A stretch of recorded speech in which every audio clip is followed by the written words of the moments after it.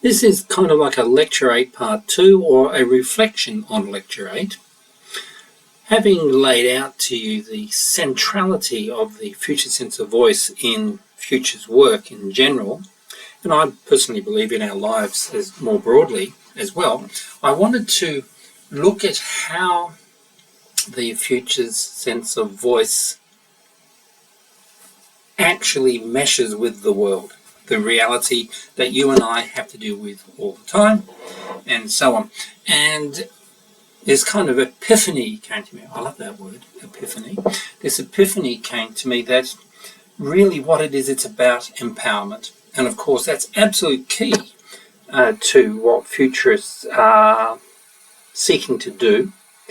No change has come through the volition of people, that means through the expression of will and aspiration and desire, without a sense of their capacity to achieve those things. And our capacity, of course, is always negotiated within context and all that. I get it, and I'm sure you get it. You know, I would love to do this, but I've got a 3-year-old, or, you know, I've got a mortgage, or whatever it is. You might have to make major decisions around those kinds of things. And of course, we do it usually with a sense of resignation to the world and it's the way it's enmeshed us and holds us down. So future sense of voice, drawing on memory and foresight, actually seeks to expand our human capacity both as individuals but also as collectivities of all kinds. Long introduction. So I'm going to jump into a meditation, walk you through it. There are no quotes, no books, no citations of any kind. This is just me thinking and taking you on my own reflective journey, and I hope it's useful. And of course, I will find out when I meet you all next week. So pretty, isn't it? Here we are. The empowerment principle is what I'm thinking of it, because really that's what it is. The principle of empowerment is central or core to Future's work. And what's going on here? Why isn't it not turning? There we go. Good. Yes, so we've got that beautiful, I'll go back to it, just admire it for another moment. Lovely photograph of one of our beaches here in Australia. And of course, it's been touched up a little bit, but it looks great. And it is about that. It's about the horizon. It's about the calling. It's about the clarity that I think we get when we get on top of the Future's voice and actually have done some of that inner work. Ongoing lifetimes, plural, of work to do, but it's, once we start the work consciously shaping and navigating the train of voice itself, we become clearer, we become more composed, we become resilient, we become less overwhelmed by the vicissitudes, another great word, of life.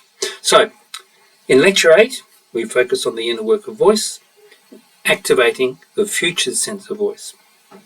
It does so, that's the lecture, so as a prelude to taking voice out into the world. When we run workshops, we need to bridge the gap between the inner and the outer.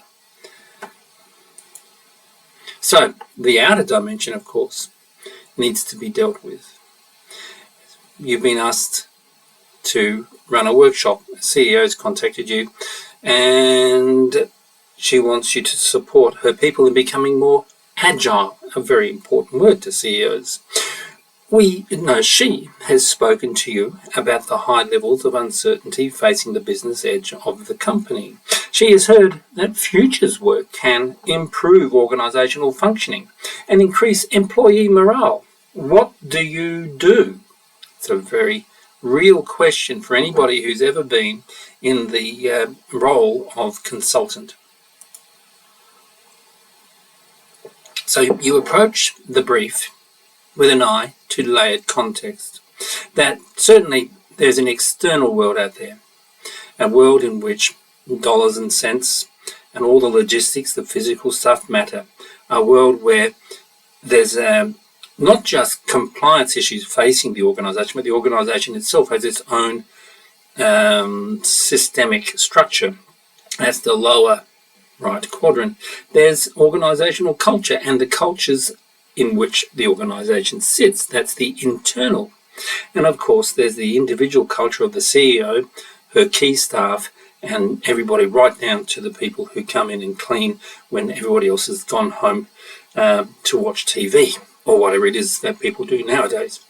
So you immediately, you come in there with a futurist's eye and you parse it. It's a way of talking about looking at the grammar of the situation. And we have these 4 quadrants, these 4 coordinates. And that's where you start your thinking. Okay? But before you start, take a deep breath and you think it through and you think, really?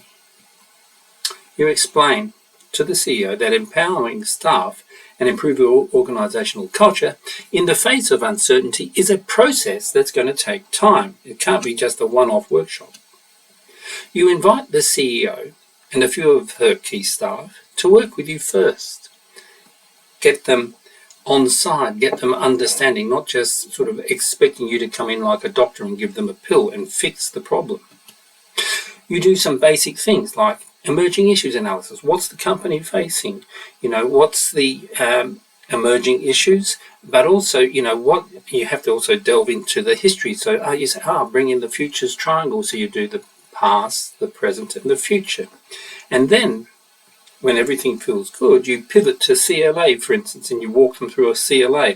So they get a CLA of the current status, you might say, of the organization, and then you might rethink it through where would they like to go, how might the metaphors change, and so on.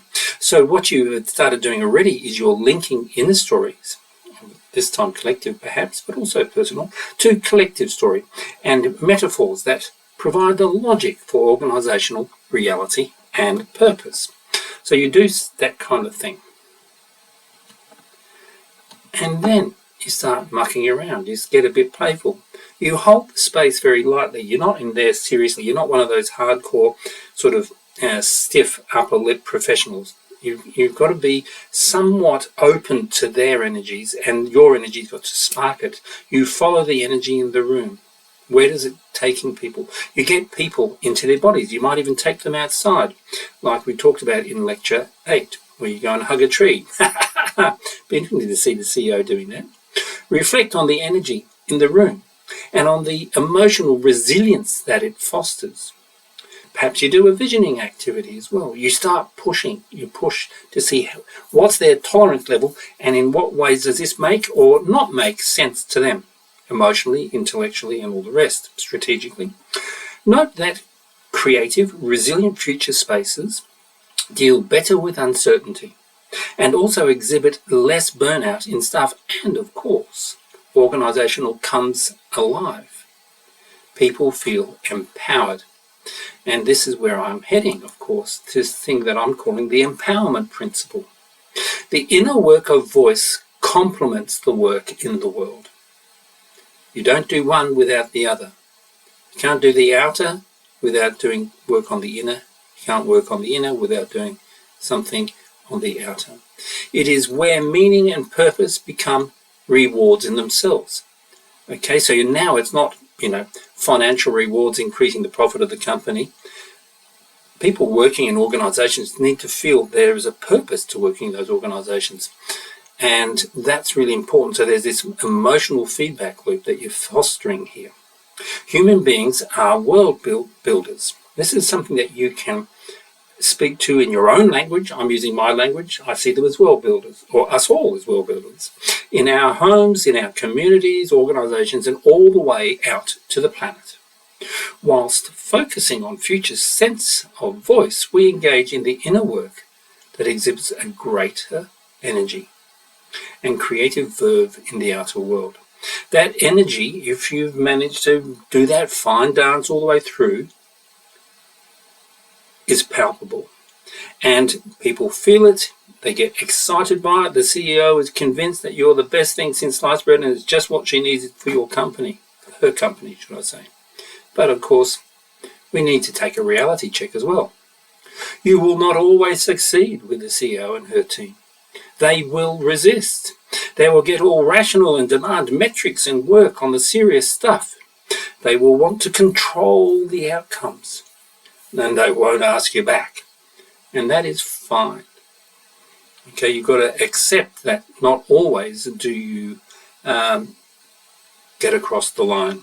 I think one of the best expressions of that is Hamlin Ayatollah's article where he talks about not getting us back in the Castle Surrounded by Wolves paper, 2020. He's reflecting on something that happened many years before. He really does cover that kind of thing. Well, we don't always get asked back. Not even the people at the top of their game always get asked back. So, what do? We work slowly and gently. We acknowledge to ourselves their emotional need for control. That's the CEO and her staff. We playfully provoke. We tell stories offering case studies where the futures stuff has worked. We embody openness and vulnerability. We act as compassionate reflectors to the group. We allow the magic in. We trust and we love. So the empowerment principle is key to this work on voice. It emerges from the future sense of voice. It explicitly links the inner world of individuals, communities, societies, and cultures with outer reality. It makes it clear that we, as world makers, have the power to generate better futures. It provides the rationale and the tools for doing so. It acts as a wayfinding tool, charting pathways to optimal futures. The personal and the collective become joined in co-creative explorations that enable us to be, as I've quoted before from Foucault, a little less governed by the present. This unleashes our future's sense of optimism, which of course is where we're going when we turn to the next key step in this series of lectures. I hope this reflection was useful.